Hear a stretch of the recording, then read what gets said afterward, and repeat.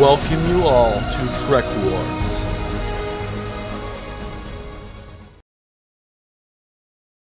Alright, so today's video we'll be discussing the Imperial Customs Corvette, and we'll give a little bit of the back history and we'll talk about it. The Imperial Customs Office employed a force of patrol vessels that operated independently from the Imperial Navy in order to spare the Imperial government the expense of assigning ships of the line to monitor shipping, indirect piracy, and perform search and rescue operations. So this vessel basically was designed in order to just guard shipping lanes, and it's not expected to fight anything beyond freighters and possibly fighters and maybe pirates. Rendili StarDrive's light corvette was the backbone of these forces protecting hyperlanes. Systems with the Imperial Customs branch generally had at least one of these vessels, and more important systems had several. While it was not capable of taking on large warships, these ships were more than adequate for taking on most freighters or starfighters. For boarding operations, the corvette carried a stormtrooper platoon. They were often supported by small Imperial Custom frigates. Also, the Rendili StarDrive sold the light corvette to the Imperial Customs Office by an exclusive contract. But smaller governments and organizations such as the Rhodanian Home Fleet also acquired the light corvette for their system patrol and defenses. It's also noted that several pirate groups had stolen the blueprints for these ships and had actually created some of them on their own. So this is actually a very popular pirate ship design as well, because of its cheap manufacturing and the fact that it is basically an all-around good starship, as we'll learn about here in a few minutes. Okay, so let's look at the engines behind this thing. So it looks like we have 3 ion engines. We have a Type 2 hyperspace hyperdrive, and then we have a Type 8 backup. In space, it's 83 MGLTs. If you're curious about how fast that is, that would be faster than Millennium Falcon, faster than a B-Wing, but it's going to be slower than a Y-Wing, a TIE Fighter, or an X-Wing. So it's in the middle category. So not too bad, not too great, but not too bad. So remember, this ship's really designed to protect just convoys and frigates. Alright, so next we're going to talk about the firepower of this ship. So this ship carries 6 batteries, and these batteries are typically housing either laser cannons or heavy laser cannons. Now they're considered to be dual laser cannons, so each laser cannon is going to have 2 weapon pods on it. So these dual laser cannons are pretty efficient. They're going to have pretty decent firing arcs. They are going to have also some pretty decent speed as they're using laser cannons, and the reason they're using laser cannons is this ship is going to make sure that it can defend itself from fighters. Alright, so we'll kind of talk about, so it has 6 dual laser cannons. So 6 dual laser cannons, just so you know, if I convert them into our formulas, it's about an attack power of 12,000 terawatts. So that's not particularly very much in the Star Trek universe, but in the Star Wars universe, this is a pretty decent ship. This is a pretty well armed ship.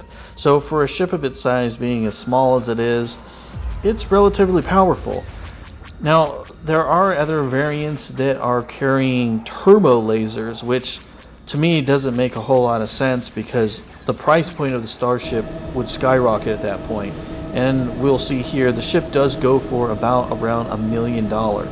So at that price point, I don't think the ship could carry 6 dual turbo lasers and still be in that price point. So I really feel that the variant that is using the 6 laser cannons is probably correct, but there is a possibility that the ship had been modified by the Empire to make it a more suitable escort for more, I don't know, concerned about large capital ships attacks, I guess. It could be used as a support gunship.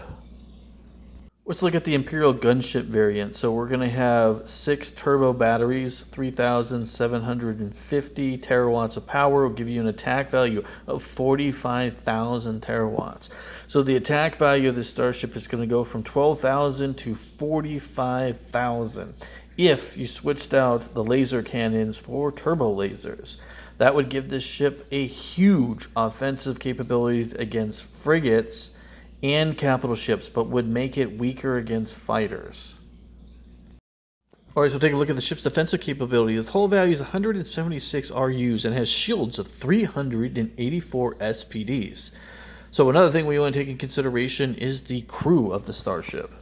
So the ship is relatively small and has a crew of 68 pilots as well as engineers, and it carries 20 stormtroopers. Now another thing to know about this ship is it can land in atmosphere, and it does embark on special missions of assassination or recovery, or someone is kidnapped by rebel forces. Our heroes can bring 20 stormtroopers to the enemy base, retrieve our heroes, and come on back.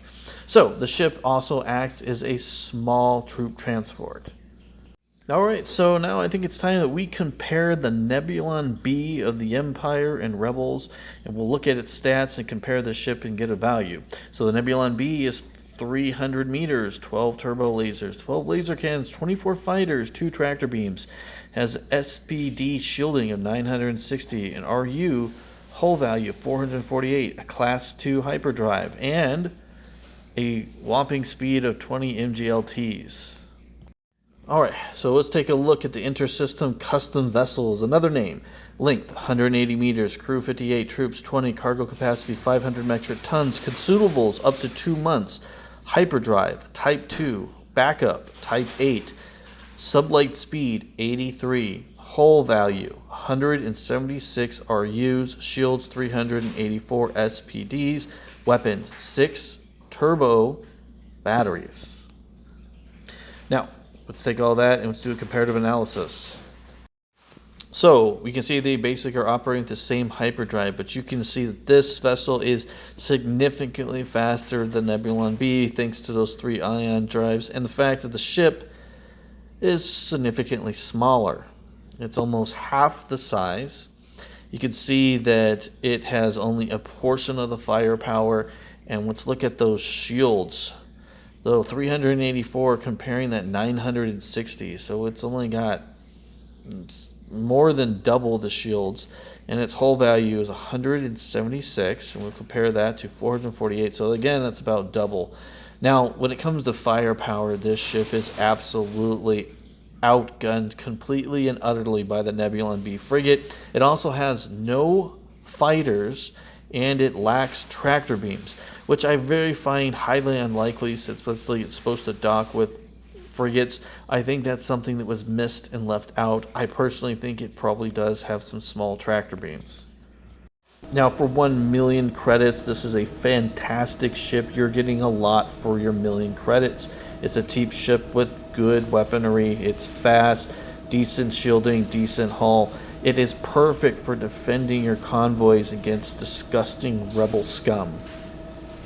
Because of its dual heavy laser cannons, it also has enough offensive capability that it could possibly defend against heavier class ships. It's definitely able to take on frigates and fighters, and it could put up a good fight against larger ships with its heavy laser cannons, giving it a 1,000 terawatt shot per blast, and they are relatively fast. This is an all-around fantastic ship that the Empire purchased, and for controlling those lanes and for patrol duty, it is getting an A in my book. So for a ship of its size, it's relatively fast, and it's well armed. This is a phenomenal ship for the Empire. This is going to definitely put the fear of God into anyone who is attacking or foolish enough to try to steal from the Empire. This ship is perfectly capable of wiping out X-Wings as well as TIE fighters or any other fighters that come across it. This ship should have been mass produced by the Empire, but instead it was relegated to protecting shipping lanes. Though that is a valuable asset to the Empire, I personally think that the Empire should have used this ship and built them in mass quantities to support your large Imperial class Star Destroyers. Imagine if an Imperial class Star Destroyer had an escort fleet of 2 or 3 of these with them. They would never have to worry about Y-Wings and X-Wings ever again. Now, after the destruction of the Empire, when the multiple admirals began taking over and forming their own armies and militaries like Thrawn, these ships did come into service and they were used in a more appropriate manner, but that didn't take place until after the Empire had fallen. Now, just for fun, I did a conversion of some of the weapons seen on Star Wars and then compared them to Star Trek and did a merger with the different formulas. And I wanted to show you guys that to do a comparative analysis of Star Wars ships if they were brought into the Star Trek world based on their power output levels. What would they look like? Okay, so we did a conversion. So the shields become 48,384. The hull value will be 31,680. The attack value is still 12,000, and then if it was turbo lasers instead of laser cannons, it's 45,000. So the closest thing I could think of is a Kirk-era bird of prey. Okay, so let's kind of compare the two. So an attack value of 72,500. So it would have, and it's half, and then its shielding is where it absolutely shines.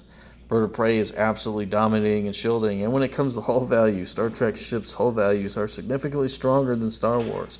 So there's definitely a difference in hull value. So the Star Wars universe hull level is significantly weaker than what is seen in Star Trek. So there is a technological advancement. Now, when it comes to weapons, Star Wars weapons are pretty powerful when you think about it. Compared to the offensive capabilities and their defenses are far weaker than their offensive capabilities. Star Wars ships can pack a huge punch, but can't really take it. Kind of interesting. Okay, so could it take on a transport in the Star Trek universe? Not even close. Shields 390, hull 173, defense 563 altogether, and attack value 104. So even a Class 6 transport ship by Star Trek standards would be able to take on this small Imperial class starship. I hope you've enjoyed the analysis on this Imperial Corvette. I learned a lot about this ship. I didn't know it could enter atmosphere. I didn't know it was carrying stormtroopers.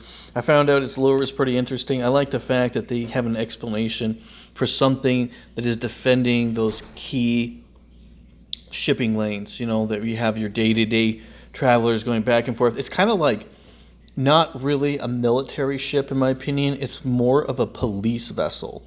So that explains why it's a little bit on the weaker side, but for the lure and for the price point, I think it's a decent ship. I like the fact that it's kind of like it's like a spaceship police officer is how I look at this ship. I like it, and I like the lure. I thought this was really cool, and I hope you guys enjoyed this. With that being said, live long and prosper. Thank you for watching Trek Wars. If you like this material, please subscribe and make a comment. And with that being said, victory is life.